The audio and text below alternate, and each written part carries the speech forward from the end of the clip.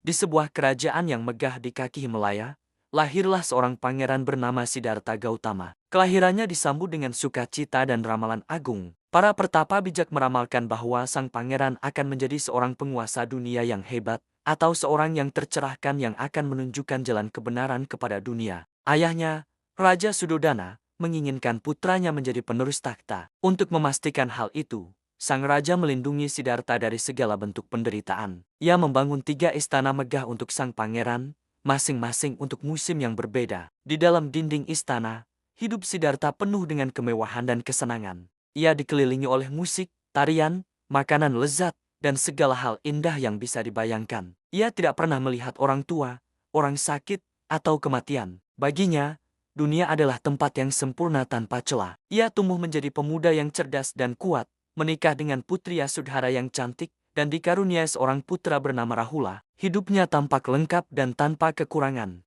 Namun, di tengah semua kemewahan itu, benih kegelisahan mulai tumbuh di hati Siddhartha. Rasa ingin tahu tentang dunia di luar tembok istana semakin kuat. Suatu hari, ia meminta izin kepada ayahnya untuk melihat kerajaannya. Meskipun dengan berat hati, sang raja mengizinkannya, tetapi ia memerintahkan agar jalanan dibersihkan dari segala pemandangan yang tidak menyenangkan. Namun, takdir berkata lain. Dalam 4 perjalanannya keluar istana, Siddhartha menyaksikan pemandangan yang mengubah hidupnya selamanya. Pertama, ia melihat seorang lelaki tua yang bungkuk dan rapuh.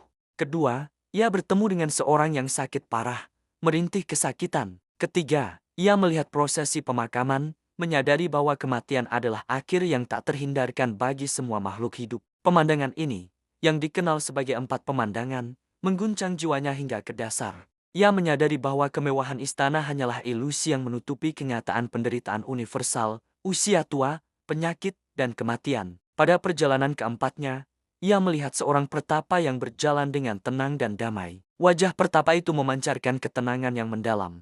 Meskipun ia tidak memiliki apa-apa, Siddhartha terinspirasi. Ia melihat jalan keluar dari lautan penderitaan yang baru saja ia temukan. Ia menyadari bahwa untuk menemukan kedamaian sejati, ia harus meninggalkan kehidupan istananya yang fana. Pada malam yang sunyi, di usianya yang ke-29, Siddhartha membuat keputusan besar. Ia menatap istri dan putranya yang tertidur lelap untuk terakhir kalinya, mengucapkan selamat tinggal dalam diam. Dengan menunggangi kudanya, Kantaka, dan ditemani kusirnya, Cana, ia meninggalkan gerbang istana untuk selamanya. Ini adalah awal dari pelepasan agung. Ia menanggalkan pakaian kebangsawanannya, memotong rambutnya, dan memulai hidup sebagai seorang petapa pengembara, mencari jawaban atas pertanyaan mendasar tentang kehidupan dan penderitaan. Selama 6 tahun, Siddhartha menjalani kehidupan asketis yang ekstrem. Ia belajar dari guru-guru spiritual terhebat pada masanya, menguasai teknik meditasi yang mendalam, dan menyiksa tubuhnya dengan puasa yang keras hingga tubuhnya kurus kering. Ia berharap dengan menaklukkan tubuh,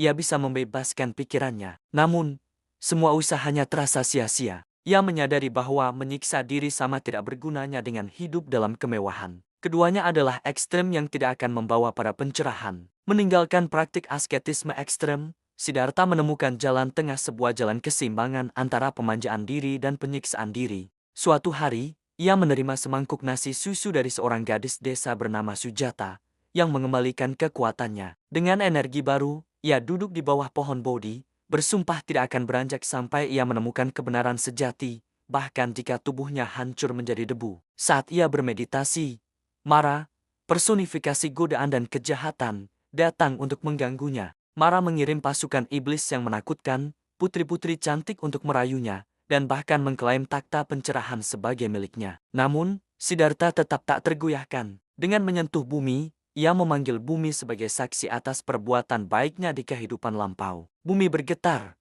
dan Mara beserta pasukannya pun lenyap. Setelah mengalahkan Mara, pikiran Siddhartha menjadi jernih.